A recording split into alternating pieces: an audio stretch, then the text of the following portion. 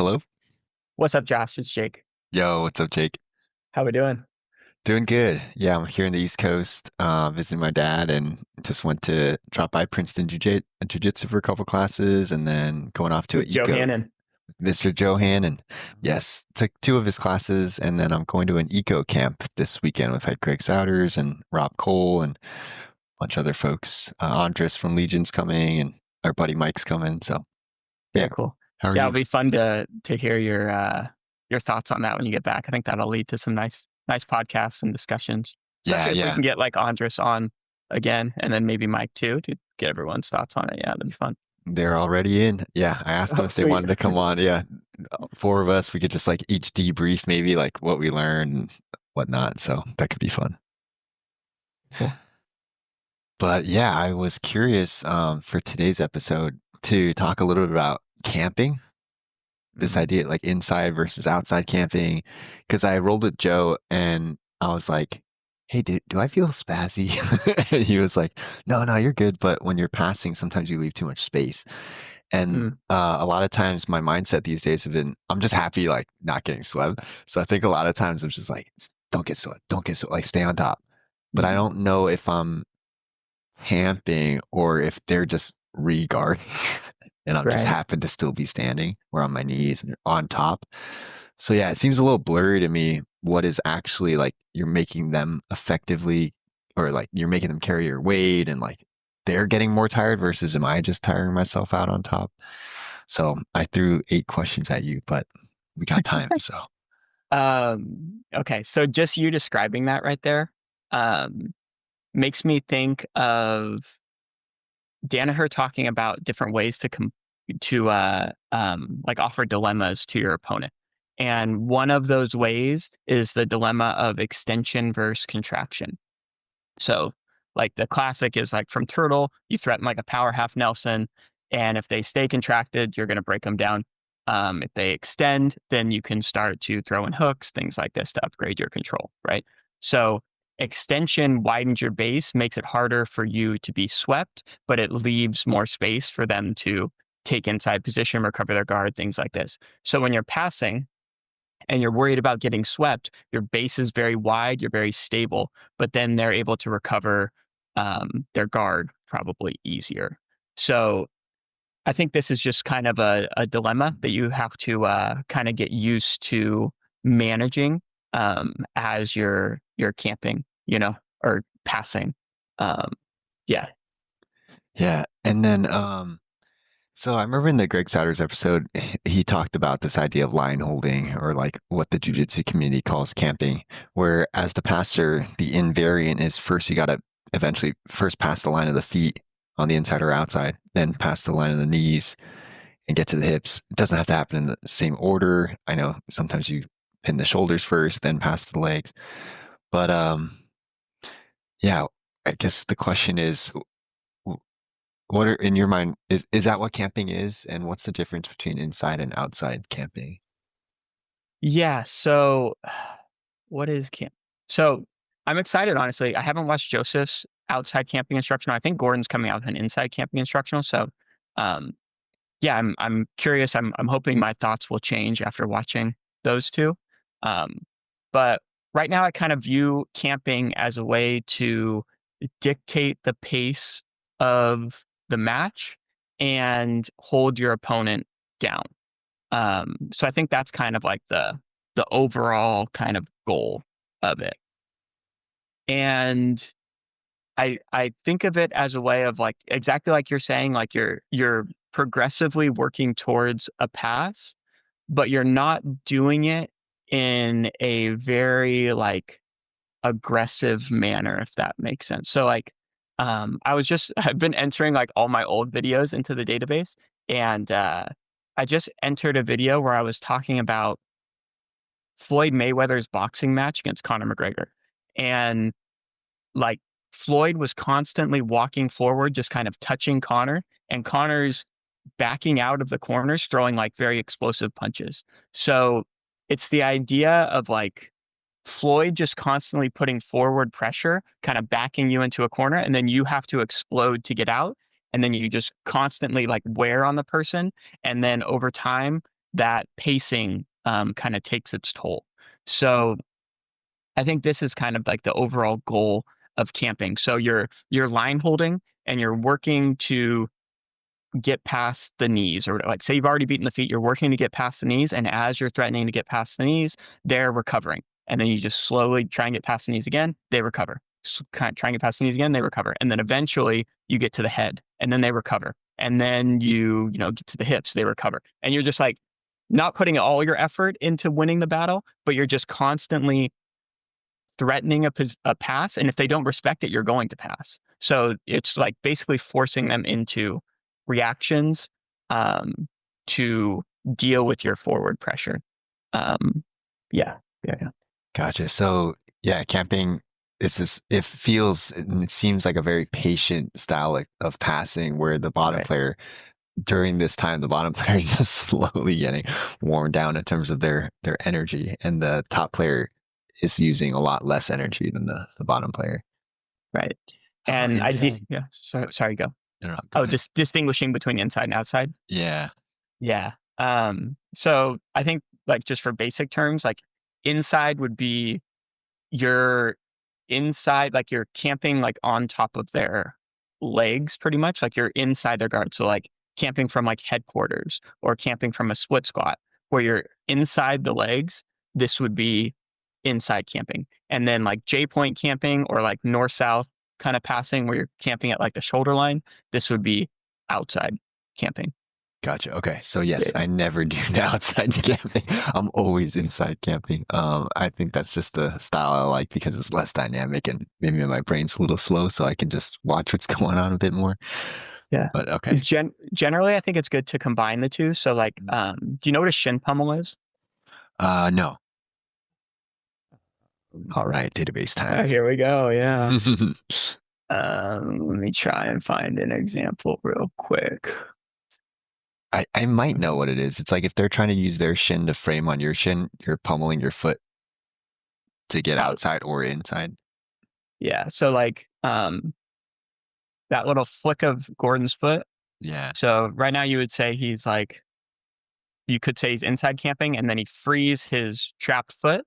But the dude still tracks him with this leg. So he's still inside camping at this point. Like dope mount would be like leg riding, like in would be like inside camping kind of Yeah. thing. Like this would be inside camping Yeah. because he's on top of the legs. Right. But theoretically, you could free your shin. So you're camping on the inside, you shin pummel, and now you're outside camping. Then they trap your leg again. Now you're inside camping again. Then you free your leg. Now you're outside camping. So it's like, um, you combine the two to I think put forward pressure on them just towards a pass. And again, you're not necessarily expecting to pass, but if they don't recover, you're going to. Yeah. Yeah. How about when is the top player effectively camping versus the bottom players just effectively getting their guard back? Right. Yeah, this is tough. Like I think a lot of people are trying to like inside camp, but they're just like laying on the person's frames. Right. So Yeah. Yeah. yeah, it's hmm. It reminds me, you remember that thing you were talking about from Joseph where you really enjoyed the idea of like when someone takes a cross shoulder post, you can get like under their elbow or over their elbow. You just Hmm. don't want to be directly where they're like in a structured position, right? Yeah. So generally, I would say if they're structured and you're just laying on their frames, this would be them like recovering. This is not like an effective form of camping. Ideally, you put them in a relatively compromised position. So they're like forced to use their like body in a way that it's not meant to be used to recover. And because it's not meant to be used like that, they have to use more energy than they would like. So I think it's difficult. Can be difficult to like see. But I think you can kind of feel like, man, this person is holding me up very efficiently right now. Like I'm not doing a good job of putting them in a compromised posture. So yeah, the idea of like destabilization when it comes to like camping um, would be, I think, the goal. Yeah. Because there's sometimes in headquarters where I feel that knee. shield is just like so solid, and I'm like Yep. not very effectively getting rid of it. Or in headquarters, that De La Hiva hook is really deep, and like they're off balancing me or extending me away. And sure, I'm on top, and it doesn't feel like camping. It doesn't feel like I'm winning in that Right. engagement. Yeah. Another thing I've been trying to mess around with is like the knee shield is good at keeping distance, right? So theoretically, like if you're doing like a split squat type camp, um, they could use their knee shield to push you away a bit and then recover their bottom leg to like a keymaster kind of Mhm. position. Yeah. So this is what you don't want to happen. So the idea of like anchoring yourself to them in some way. So you can do that by like grabbing onto their head. You can do that by grabbing onto their like tricep. You can do it by like taking an underhook, some way to like anchor yourself to them. So when they are pushing you away, it doesn't affect you as much as they would like. Um, yeah. So I think Tynan does an extremely good job at this. Um, so yeah, I've been trying to work on this more. And I kind of talked about it in the headquarters passing, um, where like Craig takes that grip on the tricep. Do you know what I'm talking about? Oh yeah, the one that kind of lifts your shoulder off the mat. Yeah, yeah. Here we go. Let's try and find it. And did you say Tynan, like Tynan Dalbra? Yeah, yeah. Okay, yeah. Um, And then Kynan, he's the one that's good at it from the headquarters position, right? from headquarters. Yeah. Yeah, yeah. Um, Yeah, I was watching his ADCC stuff from this last year. It was amazing. yeah. He's really good. Um, he's very heavy, Yeah. hard to move. But the idea of like you could take this grip on the tricep here. So when they're trying to push you away with this uh frame in your chest, it anchors you to them. Right. So it becomes hard for them to create space. And when I wasn't taking this grip, they would push away with this and then they would like high leg over with this leg. And now you're going into probably more just like loose passing, trying to get back to some sort of passing situation. But if you can anchor yourself to them, it makes it hard for them to do that. And then when they start to extend, you can start to try and like smash their legs together or something like that. Yeah. Um, I and was yeah, I saw just this from watching Craig. it. Okay. He's Oh, so, yeah. yeah. I was just watching Ethan Krellinston's like pressure passing video that they put up on B Team. I can link it in the Mhm. description. I was just watching it last night of like how to fix my headquarters passing or make it better. Um, yeah, it was cool to see how he the extension and then the using your knees to like contract to like crush that top knee shield. But yeah, this is a good example of like the difference between effective camping versus effective guard playing. It's almost like saying what's the difference between headquarters and De La Hiva? Because it's like the same position almost. It looks very similar, but you just break that hook and all of a sudden it's headquarters, or they have the hook and all of a sudden it's De La Hiva. It's like very gray. Is it this video, the relentless Oh, pressure yes. passing? Yeah, Yeah. cool. Yeah, no, I think it's exactly like you said. It can be gray. It starts to be like a gray area of whether you're attacking or defending, kind of Yeah. from that position. Yeah, Because it's like De La Hiva or headquarters, whether the advantage is in top or bottom player. And then it's reverse De La Hiva or split squat passing. Like, who's to say what it is? I guess it's like whose energy is getting depleted more or who's more closer to the outcome that they want. yeah. Yeah. Ethan does such a good job of like leading with his knee. Let me try and find an example. I've just watched the Sapateiro thing. Oh, yeah. Um, Nice he's transition here to next topic before we spend 45 minutes on camping. but like he's just very good at this. Where like dude has a scoop grip and Ethan's like putting pressure like down, I think, on the dude's shin, Hmm. and then he's driving his knee forward, Right. and he's kicking his foot back. And then eventually he just lets go. And then now we're camping from headquarters, Yeah. So it's just like, yeah, figuring out a way to deal with that grip on your ankle. Right. Yeah. And Ethan's very good at it. Yeah, for those just listening, he was like in headquarters and the guy was like daily heave a hook and trying to reinforce it, but Ethan just not only shoves the daily heave a hook down with his hand, but he leans like so much forward pressure with his knee and hips going forward and just weighing down on him. Yeah. It's pretty And again, I think the idea of like combining that with anchoring yourself to them, I think is like difficult because they're trying to off balance you. Um, and it can be difficult. And like Kynan uses the throat post to like keep the person flat. So this I found is very good for like breaking the grip. Because if you anchor yourself to them, a lot of times when you're trying to drive your knee forward, they can kind of kick you overhead, and now you like post your hand on the mat, and now you're kind of getting off balanced. But if you throat post on them, when they try and kick you forward, they're just like driving your yeah. So it's a good like anchor point to prevent you from getting off balance forward. So when you are trying to go more forward to break their grip, I like the idea of keeping them flat on the mat and throat posting to prevent your hands from getting like forced to the mat as you break the grip on your ankle. very cool. From headquarters, I haven't tried throat posting much. I usually post on one of the armpits or the shoulders with like this upside down, whatever C grip thing. Yeah, But yeah, I haven't tried the throat post. It feels mean, maybe that's why I haven't tried. But hey, it's jujitsu. Maybe I should just get into yeah, that. yeah. Like it reminds me because we just posted that Greg episode, and Yeah. Greg was talking about how yeah you don't get under the chin when finishing a rear naked choke, you know. Yeah, Um, he's like, don't be nice to each other. but this is Kynan talking about it here, so you could see he's saying like if you want to have this throat post here, and if you basically don't have it, you can get off balanced a bit. Um, Okay. yeah. See how Oh, he's like off balancing him to get his hands to the mat? Yeah. mhm. So that throat post makes it hard um, for them to do that. Very cool.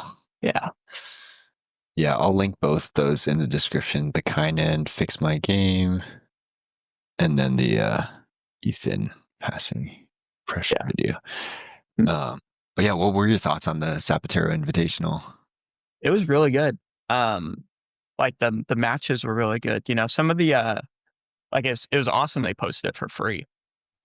Which was great. But like a lot of the camera, like sometimes it would like skip and it would kind of be um yeah, it was kind of hard to see what was going on sometimes. And there wasn't any audio in what they posted, which, you know, the yeah, I was reading some of the comments and some people were like complaining about the production value of it, but they also paid the athletes, you know, well, like there was 100K prize for it. So like a lot of people criticized ADCC for putting it all into production and not paying the athletes. But if you just pay the athletes and, you know, don't put much into production, people still criticize you. So um, it's that's I mean, it kind of gives props to CJI because like they did both really well and it was a Right. very successful event. So um, yeah, it's difficult to put on events is basically what I'm saying. But overall, I thought it was really good. Um, Any yeah, highlights that were noteworthy for you of like, oh, this is new or this is interesting? just kind of some stuff. I made a little folder of I probably spelled it wrong, but like the takeaways from Sapateiro. Oh, cool. Um, I thought this was really cool. Like the uh the grip fight from the back is like so when you're doing a rear naked choke, um, I think a lot of the grip fight is based on like, you know, preventing your opponent from grabbing your thumb or your wrist. You can get like a good shot on the neck. But in reality, what is gonna lead to very good rear naked chokes is your elbow getting to their like sternum, you know? So basically, as they're grip fighting here, you can see the defender's grabbing the wrist and Ethan flares his hand out with the goal Yeah. of getting his elbow closer. So he loses the small battle of the wrist and it kind of gives his opponent a false sense of security a bit. Like, oh, I'm kind of winning the grip fight. But the grip fight, kind of the ultimate goal of it is to get your elbow close to the sternum. So Ethan kind of lets him win the battle of the wrist and then gets his elbow close. And then now Whoa. it's just a matter of freeing the hand up to lock in the submission. Whoa. Thought this was very clean. Super clean. Yeah. Dude, what a interesting detail there because for those listening, so let's say your choking arm, you're trying to dig under the chin. Now they're gripping and pulling your choking arm off. Instead of just trying to continue that movement, Ethan's flaring his wrist externally out, almost like letting him win it, but his elbow is coming in instead. So he's winning the elbow positioning, lost the wrist positioning. Now he just has to fight the wrist off, and now you're across the face. I wonder if this works well because now the meta is like you don't need to get under the chin anymore. So it's like as long as the elbow position is valuable in and of itself, even if you're not under the chin. Yeah, I think like I mean, if you have a especially if you have good lower body position like a body triangle, I think you can be like I think this motion is like it can be a bit risky to do. Like you can like potentially like let them free their head and shoulders a bit. Yeah. But if you have such good lower body position, like Ethan had a body triangle, you know, Mhm. so it's like your legs are controlling them really well, and it gives you the ability to grip fight very effectively. And just the idea that grip fighting with the goal of getting your elbow to the sternum, not grip fighting with the goal of, you know, trying to get a rear naked choke, you know, or Right. like trying to get under their chin or whatever. Like it's okay if they control your wrist or your thumb, as long as you can get your elbow to their sternum, it's okay. Damn, Um, that's crazy. yeah, I thought it was a good takeaway. Um, Wow. but yeah, probably That's super something cool. that you're gonna do if you're okay with being mean to your Right. partner. Yeah. Yeah, yeah. And maybe like when you're in the training room, you don't have to break their jaw, but you can count it as a win when you're over the face and you're locked in. You can just let it go and then go for Yeah. something else or whatever. Yeah, for sure. See what else I saved in here. Oh, this is yeah, so like remember how we were talking about like from the front headlock, whatever foot they put up kind of determines the route that you can go. So you can see they end up in the front headlock. Josh puts his foot up on this side. So Ethan, if he's trying to go behind, it makes it hard. Like he basically prevents the go behind with his legs. Kind of same idea as wrestling. Like you can defend with your hands, head, and hips. This would be like defending with your hips. You know, you're defending the takedown with your hips. He's defending the go behind with his hips. And now when Ethan's trying to go behind, it leads to an easy like switch or like Makakomi roll type thing. And now Josh ends up on top. I thought this was a good example of that. When you're trying to force a go behind through their legs, it can lead to bad results. Yeah, it kind of even aligns with the theme we were talking about earlier with camping is like you can't just go through the frame. You got to Right. go around the frame or else it's going to open up something where they can build off the frame. Right. Yeah. Yeah. And I think I saved yeah. So like this one is very good, I think. Um, so front headlock, dude has his foot up on this side, right? Of the strangle arm. So this means DeAndre can go behind this way. So he starts to go behind. Knee block. Dude switches his base, Oh puts yeah. his foot up on this side. So now it's like, okay, the go behind's done. So now DeAndre starts to threaten submissions, you know, like probably threatening um, maybe like a crucifix type thing, trying to trap the arm, something like that to make it like he's working towards submissions at this point, maybe a darce, maybe a crucifix, something like that. And then as soon as Pato puts up his other leg to like basically defend the submission, now DeAndre is going behind. Yeah. So Right. it's just Wow. playing that battle of posture, I think is something I've been exploring a lot more when attacking from the front headlock. Yeah, so attacking from the front headlock, depending which leg is you're the top player, you're in front headlock, defender puts a leg up, like foot on the ground, knee comes up. Now you can't go behind that way. And it's a dilemma of like you're trying to put him on the opposite hip, break him down now, right? Or Yeah. go behind on the other side. But this is crazy because in like 2 seconds it switches back. Like he plays with the dilemma on both sides until he finds the opening, which is Right. like insanely quick. Right. And it's not like he didn't rush the go behind. You know, he just did like a knee block to kind of feel it out a bit. And I bet if Pato stayed in that same posture, he would have just gone behind in a very controlled manner. But because it switched, then you switch your attack. You're going for submissions at this point. And then when they Yeah. switch again, then you go back to the go behind. I think it was very very good. Um yeah, what was this one? Oh, this was just like K guard. I've noticed DeAndre and Gavin both did a really good job of taking a like Achilles grip or like an overclass grip on the other leg. Mhm. So it just makes it hard for them to use this leg to do anything. And then he's pummeling his feet back to the inside, trying to escape. I think it just basically like shut down all those K guard entries. So it's like as soon as you are getting caught in K guard, he goes, sits down, takes this overclasp grip. Right. Um, I thought it was him and Gavin both did it, so I thought it was um, like a strategy that they have Yeah. for dealing with it. Ryan C, isn't Dima doing some work with B team on this Achilles grip, like finishing straight ankles from there, or and also just emphasizing that the Achilles grip is such a powerful grip on the ankle as a tool for control. Yeah, Um, are you seeing this more generally across the board, or has this always been the case? I haven't looked at it too much, um, so I'll start paying more attention to it. I think as I'm watching, um, but this was kind of the first glimpse into it as kind of like a counter Yeah. to K guard. But Oh, yeah, I like it. Thought it super was cool. good. Yeah. Mhm. Actually, what you mentioned earlier about the go behind versus like breaking him down to the hip dilemma from front headlock and the submissions, I guess, too.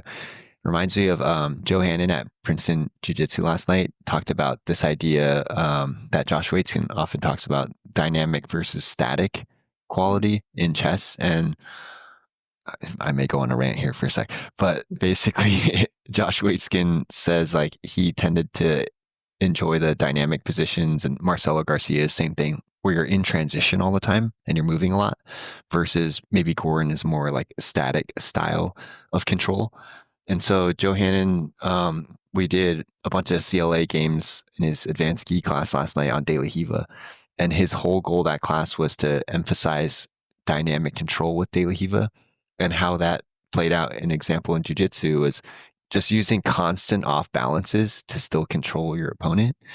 And it reminds me of what Greg versus like shutting down everything and like holding, but it's all these threats that keep them controlled in a certain area. Reminds me of what Greg said is like you can have direct control of like a lot of connection and shutting them down and whatnot, or indirect control with a threat. Like if they go this way, they're going to get choked or whatever. So they can't go that way. You're not directly controlling them. Or maybe that would be part of this dynamic control.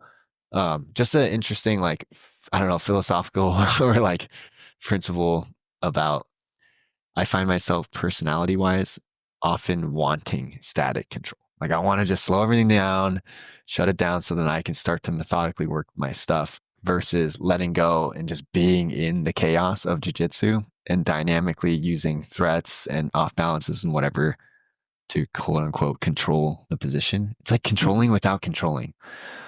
But yeah, that was a cool learning this week, just hanging out with Joe. And I guess Nice. that is the kind of learning you get when you hang out with Joe. So Yeah, it from guard, it's interesting because gravity is not on your side. So if you are static from guard, this is where like the camping starts to come in because you're like carrying their weight. So I think the movement is a priority almost from guard, at least till you get very structured frames in place that can like create that like push pull effect to control someone in a more statically, and then you can like hold people for extended periods of time in a specific guard. But until that point, it's like if you're not off balancing them and creating movement, then you're carrying the weight, and then this becomes bad. yeah, that's a great tie into the camping conversation we were talking about earlier. That's It's almost awesome. like we planned it I know. full circle. Yeah, yeah. Dude, pretty cool for DeAndre to win Sapateiro. Has a full-time job and everything, and man, that guy must just be so dialed in, work wise and work ethic and everything. Yeah. Yeah. I wonder what his goals are. Like, is he, when he starts to make enough money through jujitsu, is he going to do it full time, or does he like the balance of the full time job and, like the security of it, like it doesn't Yeah, put pressure on him to perform, um, to make money? right. Yeah, I wonder. I wonder if he'll be there this weekend. That'd be cool to meet him. And Mm. I don't know if it's too personal of a question to ask him, but it'd be cool to see him there. So Yeah. yeah, Very cool. Right on. cool, cool. Any updates with well, I guess maybe I should talk about Eco Camp a little bit and and then we can jump into some app stuff maybe if we got time. But Cool. Yeah. yeah, I got the eco camp coming up this weekend in Springfield, Massachusetts. It's 3-day camp. I think we're training like 3 times a day with open mats after each of those, which I'll probably skip to be honest. I don't want to like get completely wrecked. But oh man, I feel like I'm gonna miss some people. But Greg Souders is teaching, Rob Cole, as I mentioned earlier, and a few other coaches, I think. And I imagine like Noah will be there Right. from Standard and stuff like that. But yeah, Andres from Legion's going, and he's been doing a lot of CLA stuff, and we've been doing the private small group classes on Friday, Saturday, Sundays, which have been huge and really cool. Working a lot of guard, wrestle up, leg entanglement stuff, and then working a lot of front headlock stuff. So it's been fun. Mm, But yeah, we'll report back after the camp. I guess in the next couple days, I'm going to try to like clarify what I want to get out of the camp mm, and like think of some questions to ask or maybe confusion points of my understanding of game design and CLA. And yeah, so I don't have that much to say here, but I'll report back. just kind of curious, is one of your goals going to be to do some like market research for your Sherpa? Um, or is it mostly just like jujitsu oriented? You know, that's a good question. I should do some market research for sure, but yeah, I should, especially like I think a good opportunity could be if people are taking notes. You know, that could Mm, probably be just be a natural point for me, like, oh, cool, like you're a fellow note taker. Like, how long do you do it? What do you like to write down? right, So I could do that. Just learn more about how people like to use notes slash journaling in their development. right. Um, yeah, I saw Danaher post on Instagram about note taking and like it's interesting because there's note taking, which in my mind is like you're writing down content or concepts or principles, like you're trying to record or capture information Mm, versus something like journaling, I think is a little different where you're maybe reflecting on your subjective experience or mm, meaning or interpretation or feeling. It's a little softer, like not as concrete. Then there's like writing down goals. That's like a whole separate like goal planning, project planning thing. right. So it's all done, by paper or pen or like on your phone or whatever. But when does one bleed to another? How useful are they in what instances? I guess that's Yeah. all stuff I should probably ask about this weekend. Yeah. Yeah.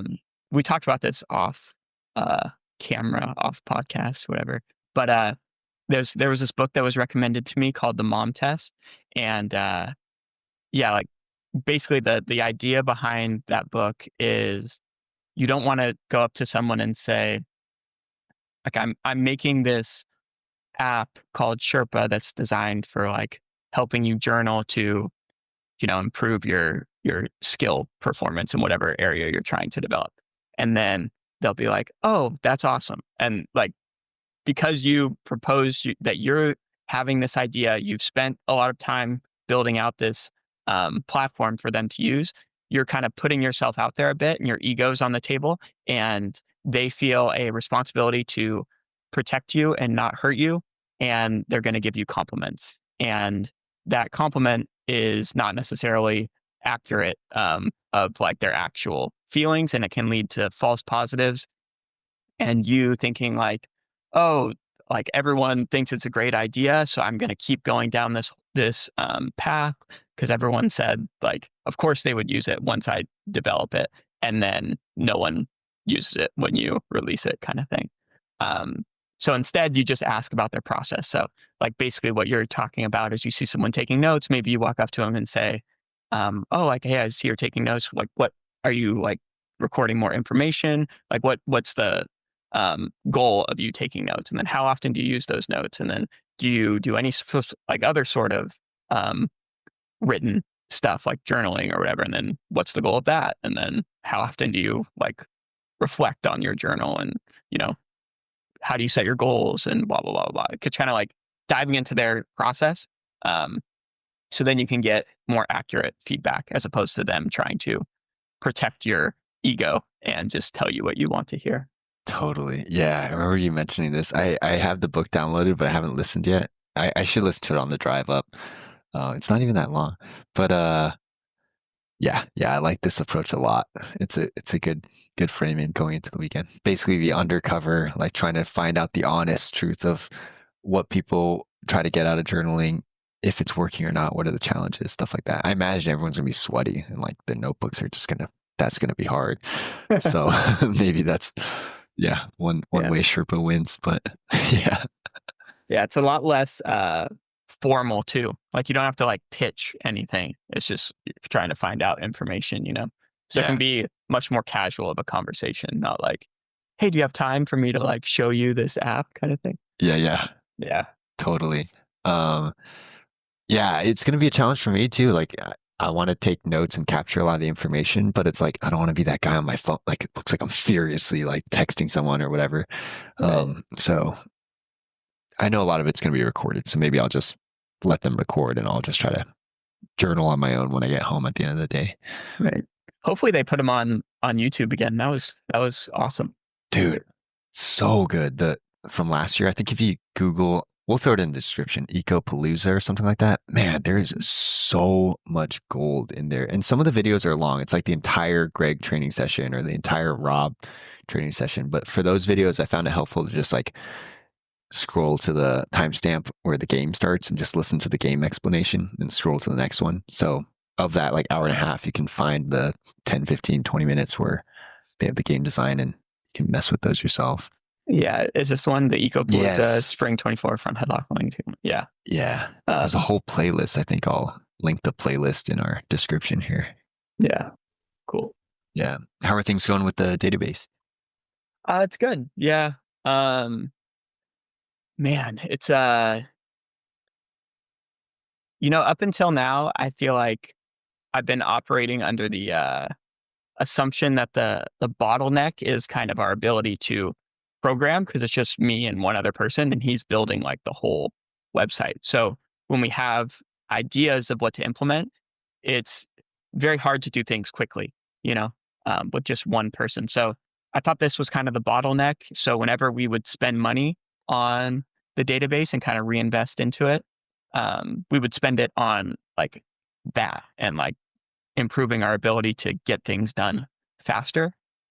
But we've kind of reached a point where it's kind of like plateaued a bit and like just as many people that sign up are kind of canceling and it's just kind of like kind of plateaued. So it's caused me to try and rethink what the bottleneck is a bit, whether that be like data entry, whether it be lead generation. Like maybe there's another bottleneck that we should be focused on as opposed to like our programming ability. So yeah, just kind of rethinking that a bit right now. Because a lot of people have said that they would like more like gi content or MMA content in the database, and I personally don't watch that too often.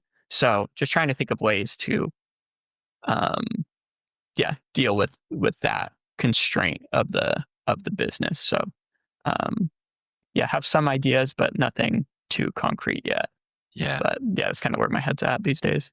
Man, it's the constant challenge. I was listening to the Naval Ravikant's book, The Almanac of Naval Ravikant. Oh, it's not his voice. Someone else took like all his tweets or whatever and like made a book.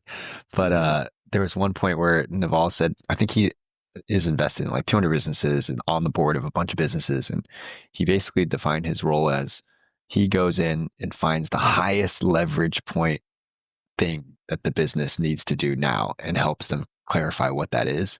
Yeah, Man, as a entrepreneur or building software, dude, that question's constant. And then there's so much new information coming in all the time that I feel like it's hard to figure out what that highest leverage point is. yeah, Yeah. yeah. It's a hard problem to solve, and it's tough. Like when you don't have that many like people working for you, you it's hard to think of ways to test whether something is the constraint of your business or not in a time efficient manner. Right. Like we could spend 6 months trying to figure out whether this is it or not, and then it doesn't work. And you're like, crap. Now we got to figure out if this would work. And then now it's just like, yeah, if you can get it from 6 months down to 2 weeks, now you're like in a way better situation. Yeah. So trying to figure out a way to test whether something's going to work or not, um, in a time efficient manner is, yeah, it's a difficult problem to solve. Yeah, one potential solution that Mike brought up, my mic, and it's actually funny. We both have mics now that are our technical counterparts at the app. I guess an update I haven't shared on the podcast is originally there's me, our investor co-founder, and then my technical co-founder. And our original three, the technical co-founder, when he first joined, was way less busy at his day job and got super busy, which is good, all good. Like his company's killing it, leads a whole engineering team there. But it was bad for Sherpa because he just became the bottleneck, couldn't really invest as much time. Life happens, things change. So we made the decision to move him off as an advisor, and we recruited Mike Marewa as the technical co-founder of Sherpa. He's traveling a bit right now, but we'll hit the ground running in like a week or two. So our first year, we've been kind of slow and stuff. And Mike's joining, and one of the things he proposed is we need to be able to come up with get from idea to prototype in a very cheap and quick way, like in a not hard coded way, and then put the prototype out there for groups to test and get live. We can record actual data on usage and feedback and all that stuff. And I thought that was a really exciting potential solution to something like what you're talking about, is this ability to test an idea without the full investment of time and money and coding effort and all that. Yeah. The MVP type Yeah. type thing, yeah. Yeah. Yeah. I think Figma might have some of these, like you have a design and then you can, like, I think it might be called Fig Jam or something. And then like you click something and AI makes like a prototype of it and you can tweak Mhm. it a little bit and then maybe share it to get feedback on. Interesting. Um, so yeah, Yeah, just throwing it out there. yeah, like all this stuff, again, it's like I'm trying to think about it under that like mom test thing where it's like if you send someone something for free and you're like, "Hey, do you like this?"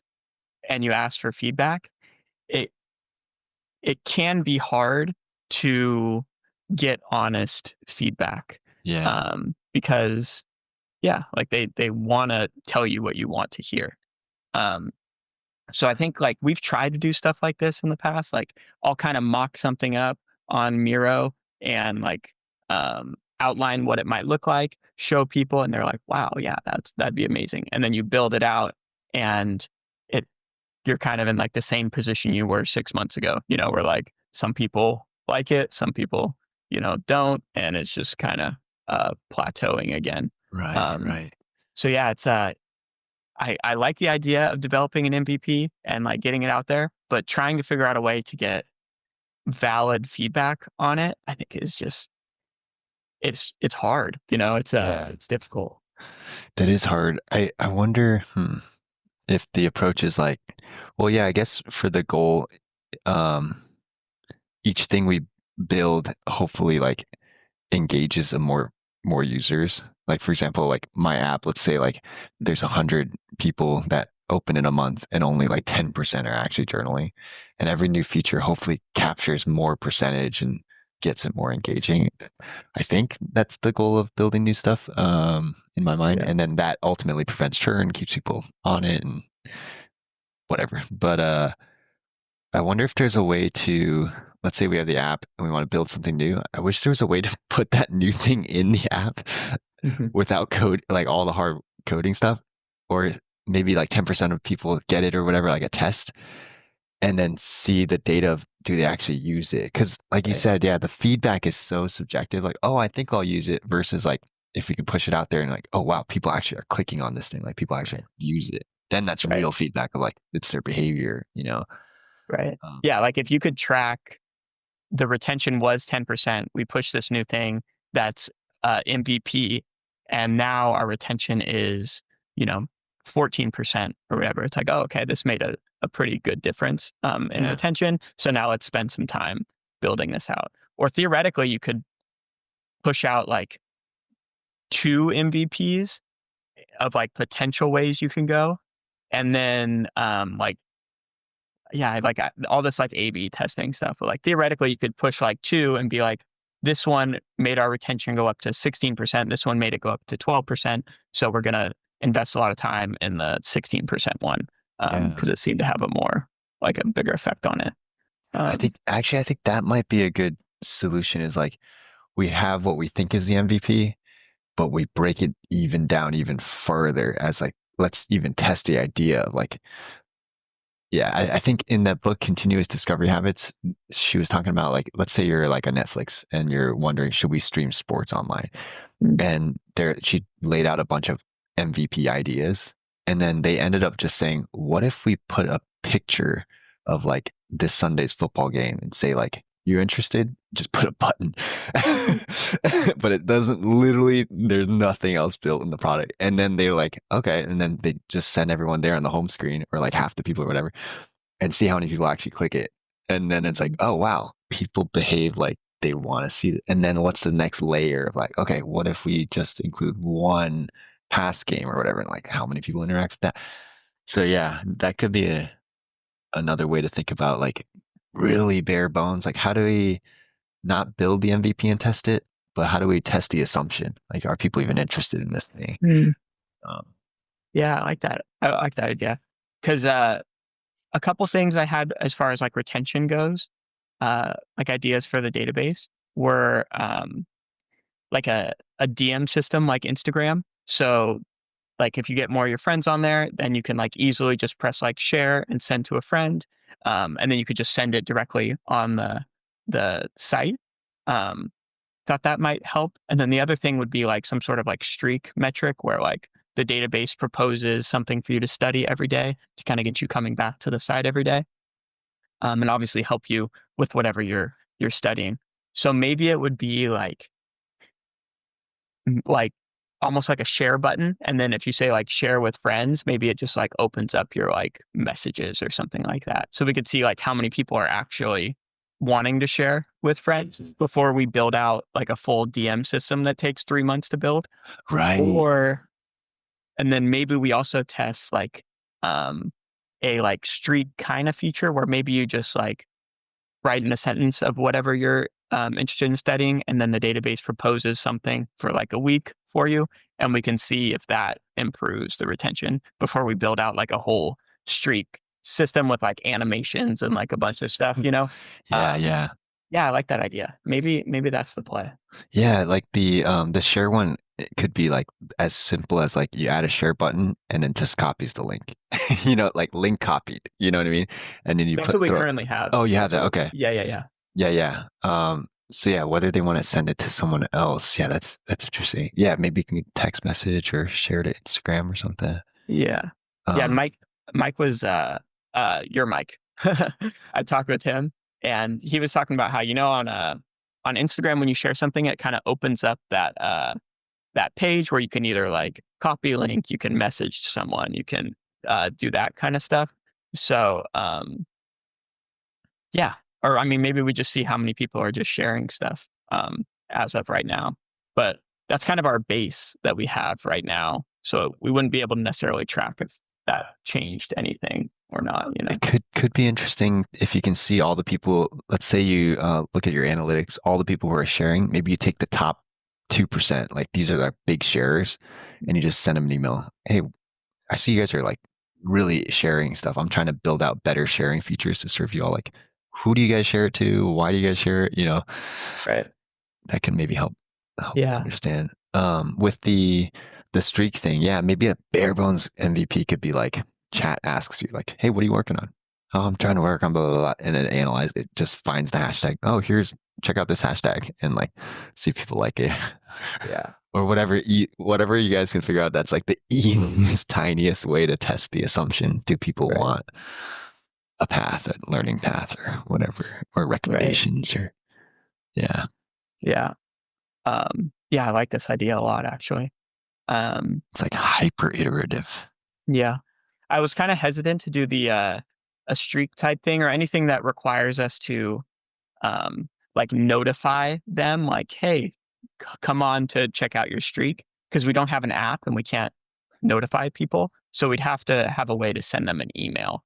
Yeah, yeah. Um, So like obviously that's not ideal. So it's like, okay, do we spend time building on the app so we Yeah, can push notifications back? yeah. So it's but I like the idea of maybe doing like a test run with the email thing for maybe just like a week or something like that, Right. Um just to kind of see if that improves uh retention and engagement on the site. But yeah, I like it. Yeah, I think what I'm learning in our conversation here is like, what's the most low effort, quickest, way to get Mhm. behavior feedback Yes, versus behavior feedback. Yes. versus subjective feedback. Yeah. Yeah. Whether it's prototyping or MVPing or whatever. But Yeah. Yeah, that book, yeah, really made me think about the quality of feedback that you're getting and how to set yourself up to get, um, like, actual data instead of, like, subjective stuff? So yeah. I think exactly like you're talking about. I think behavioral data is much more valuable than just talking with people and getting their, compliments. Yeah, totally. Yeah, getting their compliments like it's all we get. Yeah, exactly. Yeah, This was cool. this was very helpful. Yeah, thanks for talking through that with me. No, it's helpful for me too, because initially I was like, oh yeah, prototyping. But the deep part of that is maybe prototyping is not the solution. It's anything that helps get the behavior feedback is the solution. Right. Yeah. Super fun. These episodes are really fun. I know you've been posting them on YouTube and so it's getting a wider audience, but people let us know. Or just hey, if you don't not curious about any of this, just drop off. It's all good. Our check-in episodes we usually just try to start with jujitsu stuff, give the people what they want, and then Jake and I will just generally catch up on everything yeah. So we're working on. Cool. Thanks, Josh. Yeah, looking forward to hearing about the camp. Um, Yeah, should be Diving into fun. that. Yeah. I'll schedule some time with us, Andres and Mike, after it's over. Sounds good. Cool. Have fun. Thanks. Later.